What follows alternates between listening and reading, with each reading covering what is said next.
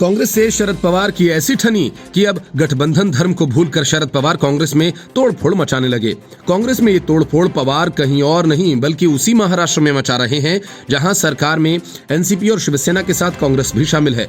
शरद पवार ने ठाणा जिला के भिवंडी निजामपुर नगर निगम के 18 कांग्रेस पार्षदों को एनसीपी में शामिल करा लिया है। ऐसा नहीं है कि शरद पवार ने ये सब पहली बार किया हो या सिर्फ कांग्रेस के साथ किया हो। इससे पहले यही खेल वे शिवसेना के साथ कर चुके हैं। अजीत पवार और जितेंद्र आव्हाड की मौजूदगी में भिवंडी निजामपुर नगर निगम के उप महापौर अली मोहम्मद खान सहित 18 पार्षद एनसीपी में शामिल हुए। इतना ही नहीं, मीरा भयंदर से पूर्व महापौर निर्मला सवाले और विपक्ष नेता लियाकत शेख भी एक कार्यक्रम में पार्टी में शामिल हो गए। कांग्रेस के घर में पवार की ये सेंधमारी इसलिए भी मायने रखती है कि महाराष्ट्र की सरकार में कांग्रेस भी शामिल है और कांग्रेस के समर्थन के बिना महाविकास आघाड़ी की सरकार नहीं चल सकती।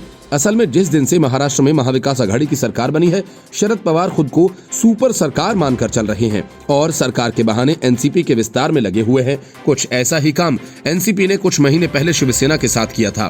तब अहमदनगर जिले के पारनेर से 5 पार्षद शिवसेना छोड़कर एनसीपी में शामिल हो गए थे। ये काम भी अजीत पवार की मौजूदगी में ही हुआ था, लेकिन पार्षदों की पार्टी छोड़ने के बाद उद्धव ठाकरे ने कड़ा रुख अपनाया।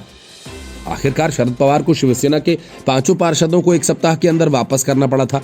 शिवसेना के हाथों मात खाए शरद पवार ने उस घटनाक्रम से कोई सबक नहीं लिया और अब कांग्रेस में बड़ी सेंध लगा दी। महाराष्ट्र ही नहीं बल्कि पूरे देश में सिकुड़ती जा रही कांग्रेस उद्धव ठाकरे जैसी कड़ी प्रतिक्रिया व्यक्त नहीं कर रहे और सत्ता में बने रहने के लिए इस घटनाक्रम को भूल जाएं। लेकिन ऐसा लगता नहीं है, क्योंकि कांग्रेस और पवार के बीच इन दिनों काफी तनातनी चल रही है। राहुल गांधी को पार्ट टाइम पॉलिटिशियन कहना, सोनिया गांधी के पत्र लिखने के बाद दोनों पार्टियों के बीच तनातनी अब चरम पर है। पवार की नजर न सिर्फ महाराष्ट्र कांग्रेस को तोड़ने पर है, बल्कि वे गोवा कांग्रेस में भी तोड़ फोड़ करने का इरादा रखते हैं और इस बात के संकेत एनसीपी ने दिए हैं। शरद पवार गोवा की सियासत में सक्रिय होने की तैयारी में हैं। गोवा में हाल ही में हुए जिला पंचायत के चुनावों में कांग्रेस को बड़ी हार का सामना करना पड़ा था। इसे शरद पवार अपने लिए एक मौके के रूप में इस्तेमाल करना चाहते हैं। Bureau report, news of India.